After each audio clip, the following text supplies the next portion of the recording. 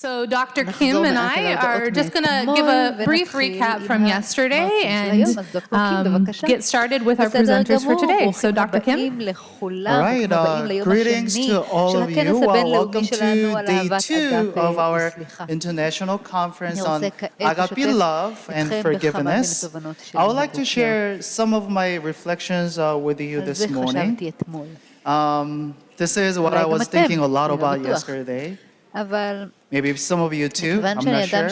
But as a self-conscious person, I was thinking a lot was correctly pronouncing or mispronouncing some of the presenters' names. Given the theme of this conference and the purpose of our talk right now is to kind of share our reflections and highlights from yesterday. Somehow I had to make a connection between me mispronouncing and the theme of this conference, which is Agape Love and Forgiveness, right? I came to this conclusion. Maybe by mispronouncing some of your names and offending you, I was giving you a concrete opportunity to apply what you have learned yesterday. I was giving you opportunities so that you could grow in the virtue of forgiveness and love toward me by developing understanding, empathy, kindness, compassion, and even love. I'm going to go with that too. Oh, thank you. Thank you. We tried.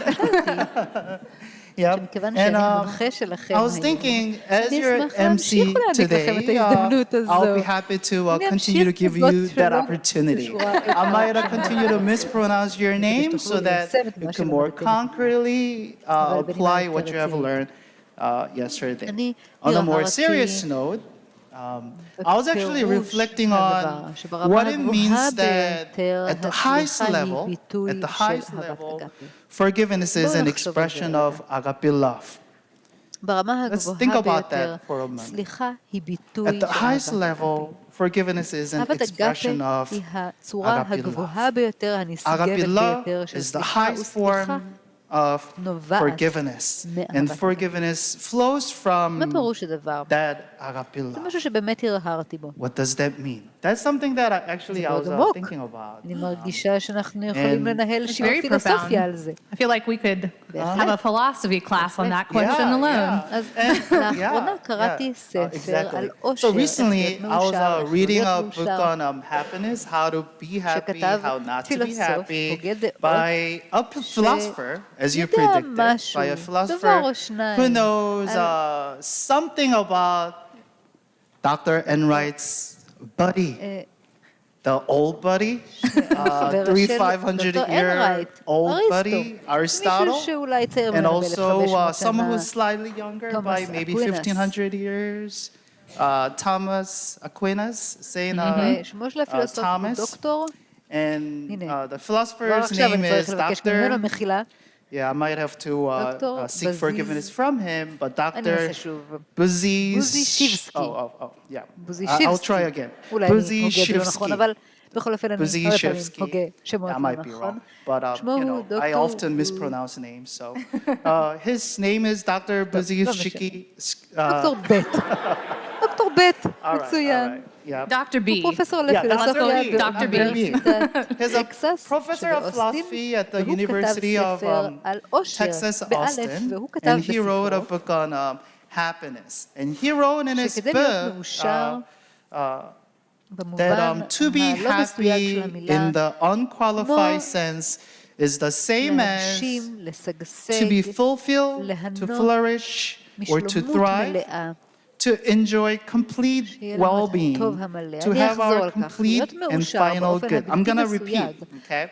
To be happy in the unqualified sense is the same as to be fulfilled, to flourish, or to thrive, to enjoy complete well-being.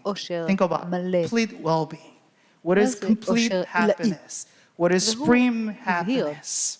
And he made it very clear העושר that העילאי, העושר שאינו happiness, the בר supreme חלוף, kind of happiness that is not fleeting, אינו he לחפש את mentioned that it's not הסיפוק pursuing הרגעי, momentary אינו חיפוש satisfaction, הנאה it's not really seeking ברגע. pleasure for the כאשר moment. מחפשים את According to העושר, him, when you מחפשים pursue משהו טוב happiness, you're seeking בפני עצמו, something good לא for כאמצעי its להשגת own מטרה אחרת. sake, not כך as a means שלמעשה to זה something המושג else.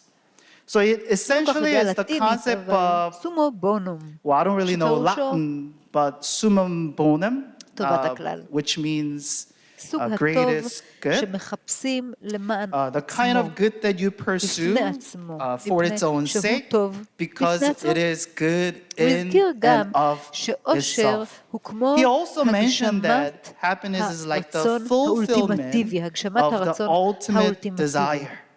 Fulfillment of the הסביר ultimate desire. שלא מדובר He explained ברגע that טוב, it לא is not מדובר about having a בהנאה, good בבילוי, moment. It's אלא not about having a good בחיים time, טובים. but אני יודע having a שרבים good מכם נהנים, גם אני life. נהנה. I know many of you are having a good time. למעשה, I'm having זה a good הביקור time הראשון שלי too. במדיסון, This is וויסקונסין, actually מזה my 6 first time שנים, visiting Madison, מאז Wisconsin in שסיימתי את 6 לימודיי פה. years. First time visiting after I ואני graduated. די And נהנה, you know, I'm פגשתי כמה having a pretty good מחבריי, time. I met some of ואני my רוצה כמובן old שתהנו friends. פה, שלא תבינו לא But נכון. I mean, I אבל want אני you to have a חושב good שאולי time here. Okay, זו don't לא get me המטרה wrong. But I guess that might not be המטרה the העיקרית ultimate goal לכך of שאנחנו כאן. אני being חושב here. שהמטרה As a של הכנס result הזה, of לפחות this conference, לדעתי, הוא שאם אתם I רוצים שיהיו think, in לכם my חיים opinion, טובים, if you're ולא רק determined to רגעים have a טובים, good life, אם אתם not נחושים just שיהיו good לכם חיים moment. טובים ולא רק If רגעים you're טובים, determined to have a good אני חושב life, not just שאנחנו good מתקדמים moment, I לעבר think הטוב we are העילאי, סונום moving בונום, toward the ultimate good, טובת הכלל, summum הטוב הכללי. bonum, the וכאשר greatest good. אתם And as you מנסים strive to lead a לנהל truly חיים and משגשגים, חיים lastingly טובים, בכך flourishing שאתם life by רודפים אחר הטוב pursuing הכללי, אני חושב שאתם תהנו גם summum bonum, משלמות I think מלאה. you'll זה משהו enjoy שחשבתי complete עליו, well-being. כאשר חשבתי על That's something that I צמיחה, was thinking about וכאשר as I was חשבתי על thinking צמיחה about כביטוי של forgiveness אהבת is אגפה. the אז expression תחשבו על of זה, agape תחשבו love. כמה So נפלא think about this. How good it is לעסוק to practice בסליחה the virtue of בפני עצמה. forgiveness כמה זה for its טוב own sake. לעסוק בסליחה בפני How good עצמה, it is וכמה to זה טוב practice it for ליהנות its own sake. And how מחיים good it is to משגשגים enjoy a ומספקים, fulfilling בכך and שמשנים flourishing את life סיפור חיינו by changing לסיפור your של life אהבה, story לסיפור של as a סליחה. story of אני love מקווה and a story of שגם forgiveness. במהלך היום I השני hope של that הכנס through אנחנו נמשיך our לאתגר day את עצמנו, two, all אולי of us are בכך שאני further לא הוגה challenged, לכם maybe כמו sometimes שצריך, by me וגם mispronouncing your ננסה name, לצמוח but all of us are further לכיוון challenged to grow הסליחה, in the virtue of ונרגיש forgiveness שיש לנו and מניע חשוב further motivated להגיע to strive לרמה הגבוהה toward ביותר its לאהבת highest הכלל. form, זה מה which שרציתי is agape לשתף אתכם love. פה. That's what I יש wanted to משהו share לומר? with you. כן. Is there אתמול something? המפגש של היום Yeah, היה so yesterday, שהתחלנו קודם כל kind עם of the structure סקירה of the day, we של דוקטור started אנרייט, with ואז just an נכנסנו overview from למחקר Dr. של 3 Enright המדינות and then got שמבקרות into the research ברחבי from the 3 העולם פה, countries that are here ואז אני visiting from חזרתי across the עם world. And התקווה שזה I just יוצר, took away שכל from כך that הרבה the אנשים, hope that that מכל כך הרבה creates מקומות, that so many of תרבויות you in שונות, so many different דתות שונות, places, different cultures, עוסקים different בתחום, religions ושמעתי את המילה are תקווה, engaging in מושמעת this הרבה practice. And I heard the word hope ועוד דבר shared a שמאוד lot בלט yesterday. בעיניי, The other thing that really stood out to me was the breakout sessions and hearing everybody fervently talking about how to integrate this, what the day has meant for them, and hearing the joy being shared really spoke to me yesterday as well. And I think I also heard Mr. Little's talk, his story about his grandfather. I heard a lot of people referring to that yesterday, and I'm sure you've received numerous comments about how touched everybody was by that. And I have been reflecting on the forgiveness in my own life or the people in my life that are holding on to resentment. And I really appreciated Dr. Enright's walkthrough of thinking about somebody in our lives that we need to forgive, or thinking about somebody in our lives that we know is holding on to resentment. And my grandmother is holding on to a lot of resentment. And she's so depressed, she's sad. And so I can see what that does to her, and my siblings can see what that does to her. And we are choosing not to hold on to those resentments in the same way that she did. So hopefully breaking that cycle that gets passed on from generation to generation of hatred and not forgiving and not loving.